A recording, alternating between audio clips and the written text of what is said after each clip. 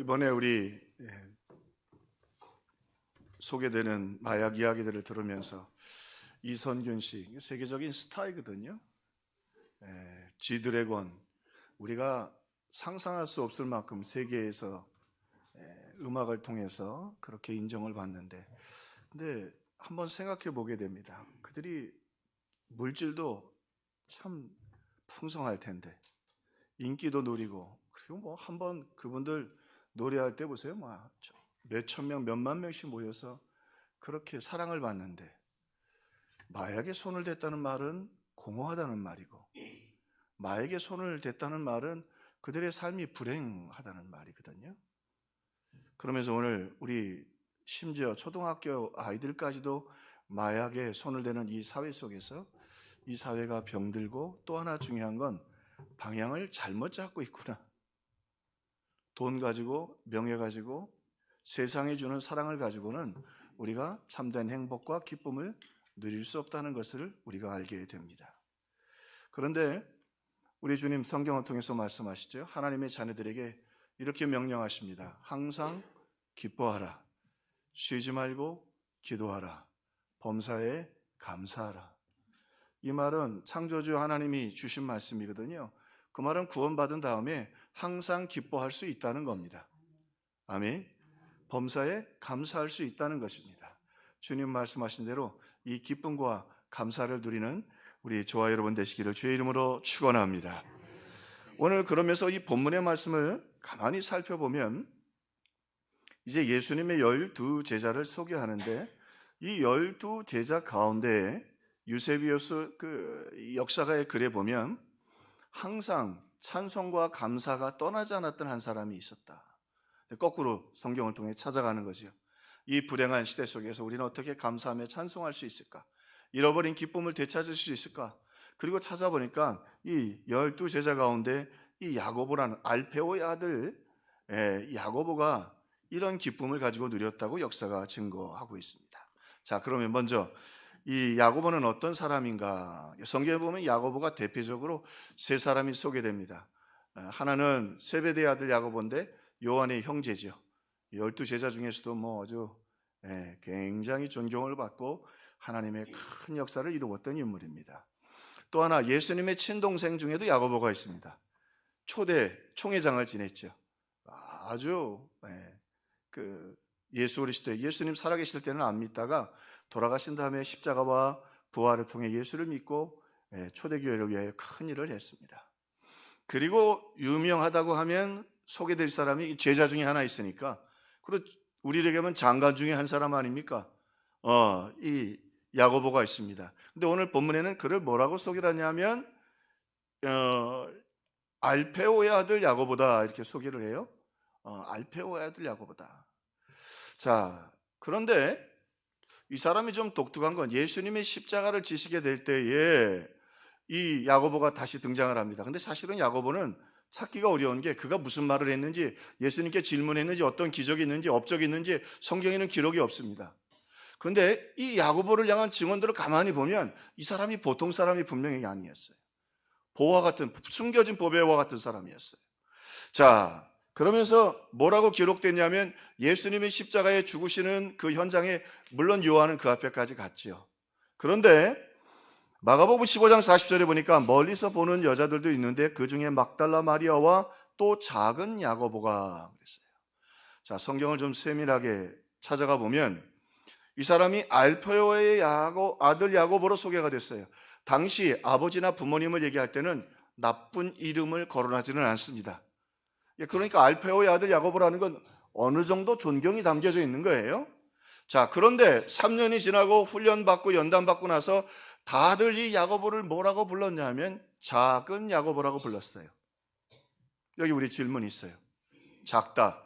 제자들이 모였을 때 항상 서로 누가 큰 자냐고 싸웠거든요. 우리 입구에 성만찬 하시는 우리 액자가 걸려 있는데, 그것도 제자들은 서로 누가 크냐 다투고 있는 거예요. 근데 예수님은 그런 제자들을 위하여 성만찬을 하시면서 내가 너희들을 버리지 않겠다. 너희들 교만한 거 알고 부족한 거 다 알지만 그래도 너희가 나를 믿고 제자가 되었으니 끝까지 너희들을 사랑해 주겠다라고 하는 이중적 메시지가 그 성만찬에 기록되어 있는데, 어쨌든 예수님이 십자가 지는 순간까지도 그들의 관심은 뭐예요? 누가 더 크냐? 누가 더 크냐? 누가 더 위대하냐? 누가 더 실력 있냐? 이거에 대한 관심이었습니다. 자, 그러면 야고보를 왜 작은 야고보라고 했을까? 어떤 학자는 키가 작았다. 또 어떤 학자들은 그가 업적이 없지 않느냐? 말한 것도 없고 또 그가 한 기적도 없고, 그렇죠?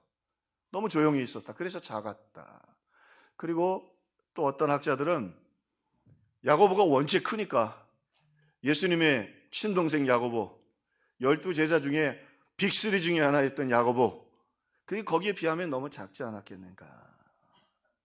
그런데 본문을 좀 유심히 볼 필요가 있습니다. 성경을. 무슨 말씀이냐면, 이 사람이 예수님의 십자가 앞에까지는 못 가도 순교, 예수님 죽으시는 그 순간까지 그 자리를 지켰던 사람이에요. 다시 말하면 이 사람이 그렇게 초라한 야고보라고 부르기에는 믿음이나 신앙에서 있어서 다른 사람의 모범이 된 사람이라는 걸 알 수 있죠. 또 한 가지, 우리가 그러므로 이 사람이 절대로 부족하고 초라해서 작은 야고보라고 하지 않았다고 하는 것입니다. 자, 그러면 성경이 성경을 설명하니까, 그러면 성경에서 작은 사람을 어떻게 성경은 받아들이는가?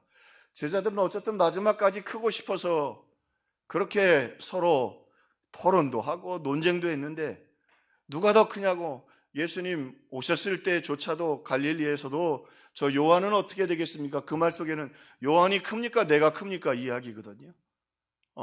자, 그런데 성경은 이 자금에 대해서 어떻게 소개하는가? 질문을 던져봅니다. 그는 왜 작아졌을까? 그를 왜 작은 자라고 했을까? 제가 한번 소개해 보겠습니다. 이 사람이 누군가? 나는 사도 중에 지극히 작은 자라. 내가 하나님의 교회를 핍박하였으므로 사도라 칭함받기를 감당치 못할 자로다. 여기 성경에 보니까 야고보보다 더 작은 사람이 하나 나왔네요. 여러분 누군지 아시겠죠? 누구죠? 바울. 그렇죠. 감사합니다. 대답해 주셔서. 사도 중에 뭐라고요? 지극히 작은 자라. 그런데 이거는 조금 그렇죠. 왜냐하면 사도 중에 작은 자니까 평신도보다 클 수 있잖아요. 그것도 잘못된 생각입니다. 그 다음 말을 한번 들어볼까요? 이 사람은 누군가 한번 보십시오. 모든 성도 중에 지극히 작은 자보다, 모든 성도는 사도도 아닙니다. 모든 성도 중에 지극히 작은 자보다 더 작은 나에게 이 은혜를 주신 것은 엘라키스토스, 나는 정말로 작은, 그리고 보잘것없는 사도다. 근데 조금 한 걸음 더 나가서 여러분이 아시는 것처럼 이것도 바울이 한 얘기예요. 성도 중에 작은 자가 있는데 그보다 나는 더 작은 자다. 엘라키스토스가 아니라 엘라키스테토스. 아주 어떤 작은 사람이 있느냐? 아무리 이 땅에 작은 자라 할지라도 그보다 내가 더 작은 자다. 내가 더 초라한 인간이다라고 고백하고 있는 것입니다. 바울이 정말 작은 사람일까요? 성경에 보면 신약 성경의 절반 이상을 바울이 썼습니다. 하나님은 그를 통해서 세계의 복음화를 이루는데 오른손으로 붙들어 그를 사용해 주셨습니다. 역사가 토인부는 세계 복음화가 된 것은 바울이 있었기 때문이었다.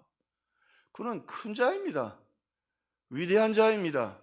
하나님이 놀랍도록 그토록 제자들이 기대하고 바랬던 정말 큰 자 중에 큰 자가 되었는데, 지금 자기 스스로는 뭐라고 말하냐면 모든 성도 중에 작은 자보다 더 작은 자이다. 엘라 키스테스 토테로, 정말 자금을 넘어서 비참한 인간이다. 그런데 하나님은 놀라운 건 이 작은 자에게 놀랍도록 은혜와 역사를 부어주셨습니다. 우리가 잊지 말아야 합니다. 하나님은 작은 자를 통해 은혜를 주시고 찬양을 받으시는 분입니다. 자, 그러면 그가 어떻게 이렇게 작아질 수 있었을까? 겸손한 자에게 은혜를 베푸시는데, 우리 비가 요즘 자주 옵니다만 이 컵을 밖에 내놓으면 이 컵만큼 물이 차잖아요. 그러나 웅덩이 깊이 파놓으면 웅덩이에 물이 다 찹니다. 몇 톤이 되었던 웅덩이만큼. 오늘 이 고백입니다. 바울은 너무 자기가 하나님이 주신 그 큰 은혜를 자기의 자금을 통해 부어주셨다. 그러면 우리가 큰 은혜 받기 위해서는 작아져야 하는데, 역설적 메시지입니다. 바울은 어떻게 그렇게 작아졌을까? 에스겔서 36장 31절에 보니까 너희의 모든 죄악과 가증한 일로 말미암아 스스로 너희를 믿게 보리라. 은혜의 시대가 오는데, 이 은혜의 시대가 어떻게 오느냐면 스스로 자기를 믿게 보기, 자기의 죄를 보기 시작하는 거예요. 더 커지려고 하는 게 아니라. 자, 오늘 바울의 고백입니다. 내가 하나님의 교회를 핍박하였으므로. 다윗은 불륜으로 고백합니다. 내가 하나님 목전에서 죄를 졌다. 그 말은 하나님이 관심이 많으시거든요. 꼭 맞는 말은 아니지만 성가대가 조시면 더 잘 보일 줄로 믿습니다. 왜요? 높이 있잖아, 그죠? 저 뒷자리에서 조시면 그거 뭐 어떻게 하겠어요? 여기서 조시면 안 됩니다. 이의진 집사님, 졸지 마십시오. 예수를 운명하는데 그 말이에요. 주님이 더 관심을 갖고 사랑하는데 바세바를 취하는 죄를 짓고 살인을 했으므로 다윗은 그것 때문에 너무 마음이 아팠습니다. 작아졌습니다. 베드로는 예수님을 3번이나 부인했죠. 당시 로마 문화 속에서 제일 큰 죄로 여겼던 게 반란과 배신이었습니다. 로마는 전쟁하는 나라라 배신하는 사람들은 그 자리에서 죽였습니다. 근데 3번이나. 우리 하나님은요, 어떤 사람 죄인 만들 때는 확실하게 만드세요. 베드로를 완전히 작게 만들었어요. 정말 작게 만들어. 그런데 바울은 지금 뭐라고 말해요? 내가 교회를 핍박하였으므로 나는 정말 성도 중에 지극히 작은 자보다 더 작은 자다. 죄인 중에 괴수라. 제게도 2딸이 있는데 저를 혹시 따구를 때리면 참을 수 있겠죠, 목사니까. 근데 제 앞에서 제 자식을 때리면 그거 못 참을 수도 있어요. 이성의 한계를 넘는 거예요. 여러분도 그러지 않겠어요? 내 자식을 부모 앞에서 때리면 그거 참기 어려워요. 자, 그런데 오늘 사도 바울의 죄를 이렇게 표현하면 어떨까 싶어요. 초대교회가 지금 이제 겨우 예수님 믿고 성령 받아서 그때 당시만 해도 예수 믿으면 지역에서 쫓겨나야 되고 직장도 쫓겨나야 되고 핍박도 받아야 되고 학교에서도 쫓겨나는 유대인 사회에서 완전히 바보가 되는 거예요. 고립되고 그리고 감옥에도 가요. 그런데 그런 그리스도인들을 잡아서 감옥에 놓고 그런 그리스도인들을 매질했던 게 누구냐면 이 사도 바울이에요. 조금 우리 시대의 말로 표현하면 돌쟁이가 좀 걸어가요. 좀 용서하십시오. 돌쟁이가 걸어가는데 그 아버지 앞에서 그 아이를 발로 쳐버리는 거예요. 돌쟁이가 걸어가는데 그걸 그냥 발로 차버리는 거예요. 한 번만 차는 게 아니에요. 또 차고 또 차고. 그 부모 가만히 있겠습니까? 이성을 가진 부모라면 그거 못 참습니다. 자, 성령 충만이 뭔가? 바울이 하나님의 그 큰 은혜 가운데 자기 자신을 조금씩 보게 되는데 하나님의 능력도 주시고 귀신도 물러가게 하시고 교회도 세워주게 하시고 하나님의 역사가 나타나고 사람들이 존경하는데 성령이 자기를 점점점 비춰주자 자기의 과거가 보게 됩니다. 그 예수 믿는 사람들, 돌쟁이 같은 그리스도인들, 예수 믿겠다고 정말 직장에서 쫓겨나고 아이들은 학교에서 쫓겨나는 그 성도들, 그들 감옥에 가두고 채찍질하고 스데반이 돌에 맞아 죽을 때 그 박수를 쳤던 인간이에요. 우리가 언제 작아지냐 하면 우리가 우리의 죄를 직면할 때입니다. 우리가 사실은 말씀 듣고 기도하는 이유 중에 하나는 우리가 우리의 죄를 직면하도록 하는, 우리의 죄를 정확하게 보는 거예요. 그때 우리가 작아집니다. 그러므로 방법은 뭐밖에 없어요? 빈손 들고 앞에가 십자가를 붙드네. 십자가를 붙드네.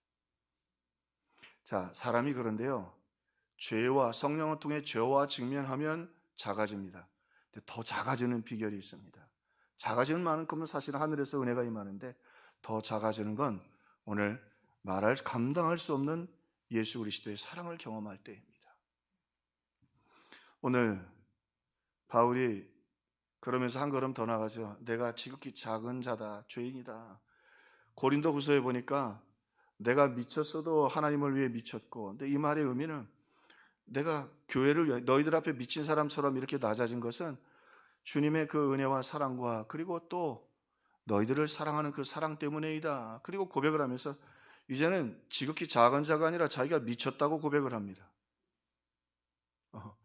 베스도 총독이 바울이 이제 유대인들에게 모함을 당해서 순교 직전이라 변론할 시간을 주었어요.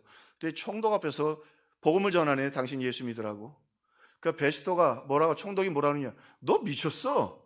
너 크게 미쳤구나. 내 많은 지식이 너를 미치게 하였구나.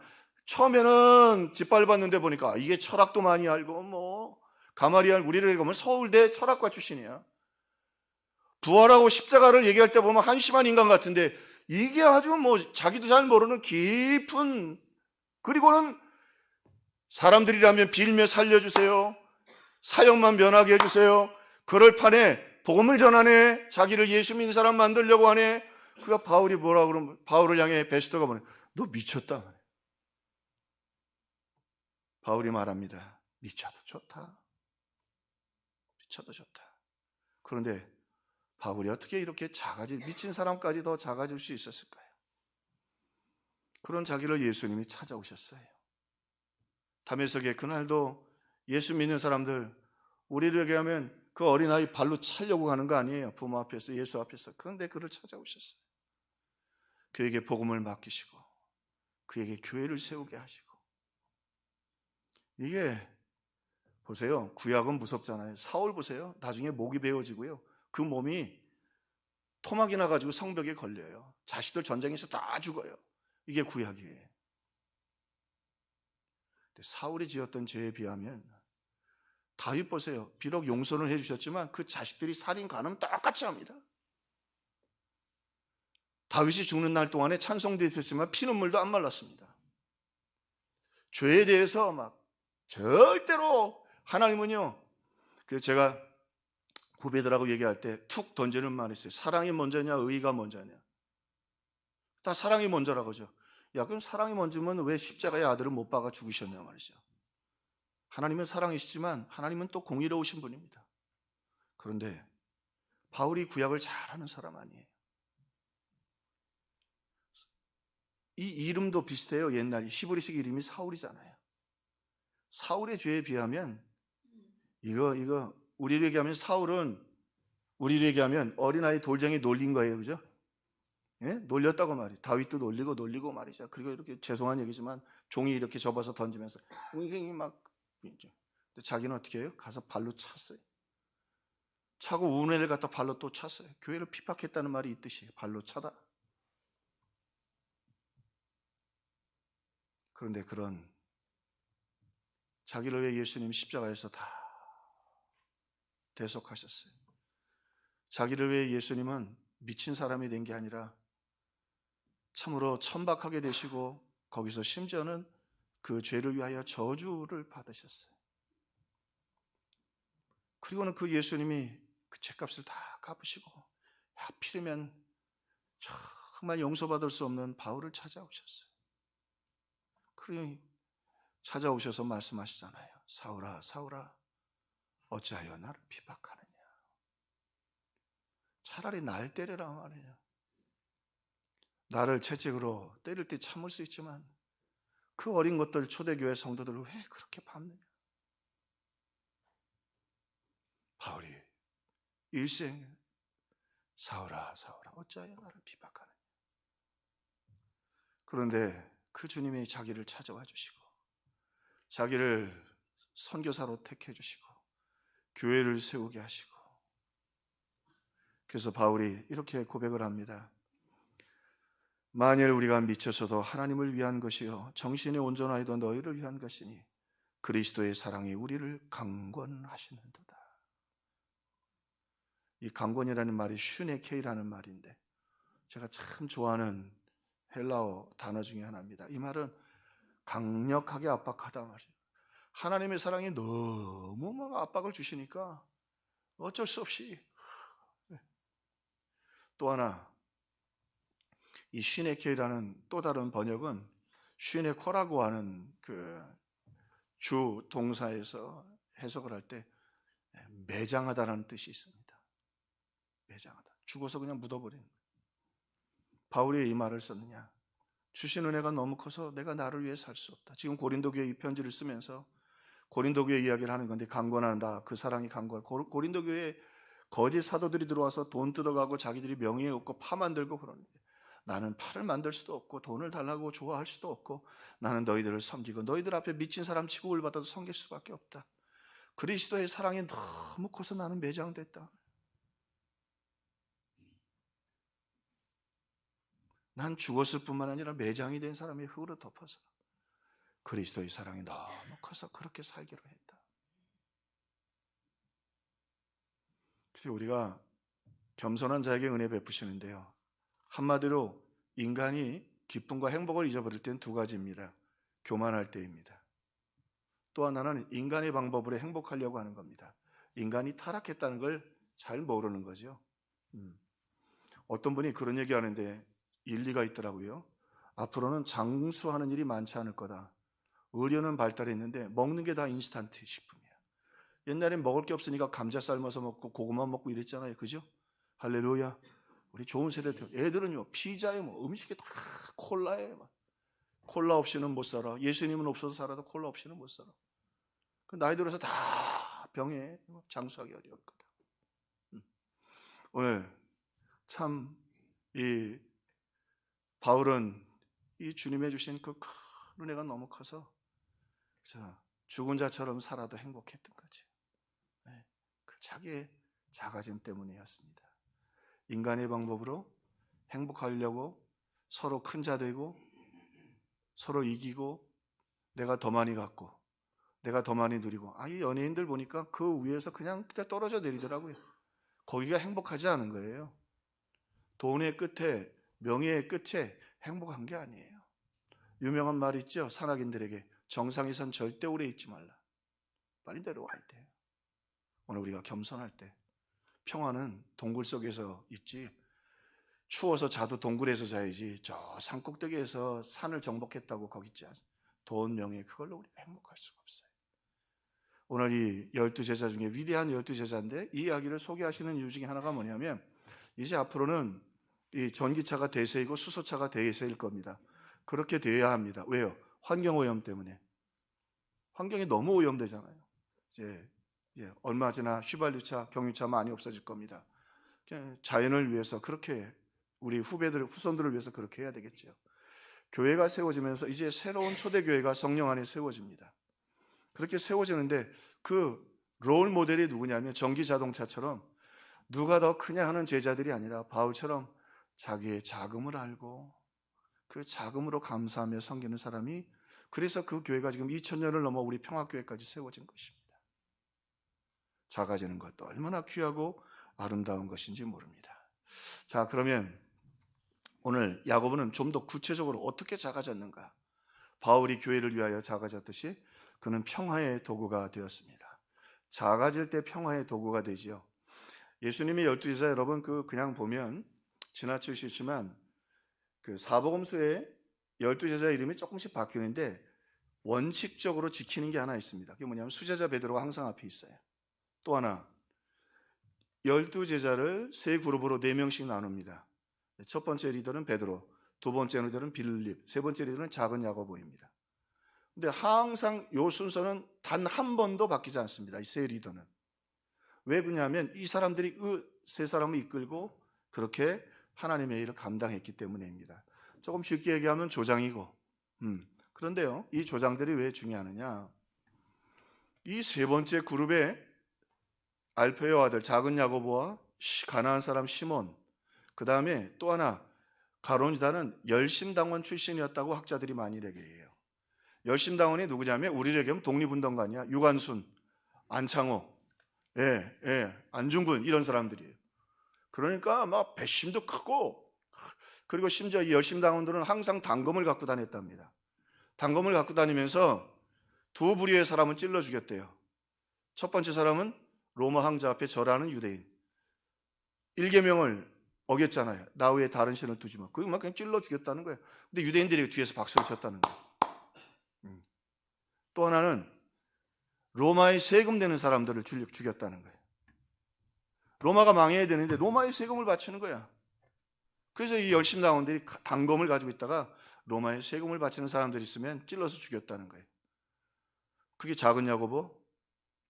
뭐 학자마다 조금 다르니까 이해해 주십시오. 그 다음에 이 시므온, 그 다음에 이 가롯 유다. 그래서 어떤 자유주의 학자들은 예수님을 판 이유가 뭐냐면 예수님이 너무 작아졌기 때문이라는,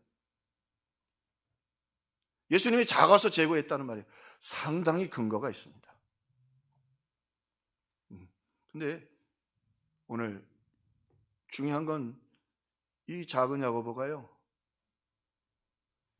말한 기록도 없고 대한독립 만세를 외쳤던 그가 이제 예수님의 십자가를 멀리서 지켜보면서 작아지는 것이 얼마나 중요한지, 예수님은 작아지다 못해서 어떻게 하셨어요? 천해지시고 저주를 다 담당하셨어요. 그래서 그를 통해서 평화가 세워졌어요. 우리 장로님들, 피택자들 세우고 우리 교회 그런 분들 이제 계셔요. 직분자들을 뭘 세우느냐고, 왜 그렇게 훈련 열심히 하느냐고. 이 성도 중에 작은 자 중에 더 작은 자가 필요해요. 작은 야고보대라고 세우는 겁니다. 그 사람 가면 아무리 시끄러운 그 공동체도 평안해지는 거예요. 할렐루야. 힘들고 어려운 성도들이 그분이 계시면 분위기가 달라져요. 작은 야고보. 작은 야고보. 두 번째, 이분에 대한 소개가 있는데요. 낙타 무릎의 사람이었다. 기도 많이 하는 사람이었다는 거예요. 여러분, 우리가 기도해야 될 것 중에 하나가, 우리가 다 은혜 받기를 바라고 사모하기를 바라는데요, 기도할 때 우리의 죄가 보입니다. 우리의 죄가 보이기 전까지 깊은 은혜는 오지 않습니다. 웅덩이를 깊이 파야 물이 고입니다. 이거 컵 내봐야 이거. 기도를 통해 성령 충만함이 뭐지요? 성령은 예수의 영입니다. 예수의 영이면 우리의 죄가 보입니다. 여러분, 엔터테인먼트, 사람에게 기쁨을 주는 문화입니다. 문화 사업이에요. 이걸로 우리 한국이 세계를 정복했습니다. 그죠? 이거 여러분 BTS하고 이거 어마어마합니다. BTS 하나가 소나타 몇만 대를 판 것보다도 더 국가의 위상과 이익을 남겼다는 거예요. 그런데 성경이 말할 때 믿음은 바라는 것들의 실상이라고 그러거든요. 그 실상이라는 말이 뭐냐면 실제로 결과가 나와야 된다는 거예요. 근데 제가 무서워요. 지금 애들 술 취하고 방탕하고 꼭 그런 건 아니지만 여러분도 아시는 것처럼 젊은 애들 무대 쓰려고 몸 팔고 마약에 쪄들고, 이게 한국 엔터테인먼트, 기쁨을 주는 순간적인 기쁨이 있지만 마약처럼 다 망가지는 거예요. 세계에서 자살률 제일 높고, 이렇게 소득도 많고 최첨단 그거 갖고 되는 게 아닙니다. 인간은 떡으로 사는 것 아닙니다. 오늘 기도하면서 우리의 부족함이 보이고 연약함이 보일 때 그죠? 날 위해 죽으신 그 은혜가 감사해서. 우리 자녀들도 그러잖아요. 결혼하기가 힘들기는 한데 결혼하고 자식 낳아야 부모 마음 알고 그때부터 인생 제대로 사는 거예요. 힘들다고 결혼을 안 하는 것도 좋지만 그것도 이해는 가요, 살기. 그러나 그 좁은 물 거친 길 가봐야 엄마가 이렇게 피눈물 흘렸구나, 아버지가 저렇게 벌어서 우리 먹여 살렸구나, 그리고 철들고 낮아질 때 은혜가 임하는 겁니다. 우리 새로운 피택자들을 왜 세우냐고요? 더 많이 기도하고 충성해서 더 작은 자들 되기를 주의 이름으로 축원합니다. 그러려면 기도해야 돼요. 기도를 통해서 은혜를 주십니다. 그리고 그 기도를 통해서 주님의 그 강권적인 사랑, 시네케이, 나를 찾아오신 사랑, 나를 일꾼 삼아주신 사랑. 할렐루야. 그렇습니다. 또 이분을 소개하는 초대교회 글들이 있습니다. 이제 이게 상당히 의미가 있는 게, 역사가였던 유세비우스도 그렇고 제자들도 그렇게 인정했다는 거예요. 그러나 이분에게 아주 특별한 또 하나의 그분을 칭하는 별명과 같은 칭찬이 있었는데, 가장 예수님을 닮은 제자였다는 거예요. 제자들이 웅성웅성 되면 이분은 어디 가서 잘 안 보인다고, 가보면 저 한쪽 구석에서 기도하고 계셔요. 성도들이 철이 없어가지고 서로 그렇게 서로 누가 크냐 그리고 다투고 있을 때 이분이 없어서 보면 기도하고 있든지 가난하고 어려운 분들 가서 조용히 그분들을 섬기고 있었다.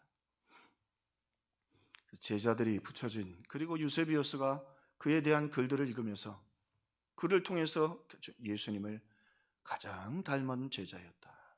예수님을 가장 닮은 제자였다. 우리 평화교회가 말 그대로 평화를 이루는 교회. 할렐루야. 여러분 직장에 가도 우리 평화 식구들이 가면 분란이 끝나고 분쟁이 끝나고 또 오늘 말씀처럼 낙타의 무릎처럼 기도에 하나님의 은혜가 있습니다. 그저 말로 요즘 교회에 상담하러 오는데 보면 결국 중직자들이 싸우는 일들이에요, 주로. 우리 피택되고 우리 임직식을 앞두고 우리 평화교회가 한번 재점검하면서 예수님을 제일 닮은, 그저 논쟁하고 자기를 자랑하기보다는 기도하기에 힘쓰고 아프고 힘든 분들을 위하여 낮아지고 허리 숙이는 우리 평화교회가 되기를 주의 이름으로 축원합니다. 그래서 뭐 자랑하고 큰 교회도 아니고 우리 한국교회 뭐 큰 교회 그거 필요합니다. 선교도 해야 되고요. 큰 교회도 필요하지만 베드로 있어야 되죠. 요한도 있고 당당한 야고보도 있어야 했지만 세월이 지나고 사람들이 그리워했던 건, 가장 그리워했던 제자가 바로 이 작은 야고보였다는 거예요. 저는 우리 교회가 이런 멋진 교회가 됐으면 좋겠어요. 우리 젊은 친구들 얘기대로 무찐 교회. 야, 멋있다. 마지막 한 가지, 이 사람을 우리가 기억하고 싶은 건 감사와 찬송이 끊이지 않았다는 거예요. 성령이 오시고요, 기도하면서 우리가 작아지면 항상 감사가 있습니다. 찬송이 있습니다. 자기는 그 민족을 그렇게 열심당원으로 독립운동가로 변화시키려고 했는데 예수님 그를 만나주시고 찾아주시고 그리고 제자를 삼아주셨고 그리고 그에게 은혜를 베풀어 주셨습니다. 그래서 늘 이 작은 야고보에는 항상 보면 찬송하고 있고 항상 보면 어디 가서 기도하고 있고 달랐어요. 참 작은 사람이었어요. 그러나 참 아름다웠고 참 은혜가 있었던 사람이었어요. 여러분, 작아지면 기쁨이 생깁니다. 작아지면 하나님이 주시는 찬송이 있습니다. 주님은 우리가 항상 기뻐하고 찬송하기를 바라십니다. 우리 잃어버렸던 기도를 되찾으시고 하나님의 은혜로 이 찬송과 기쁨도 되찾기를 주의 이름으로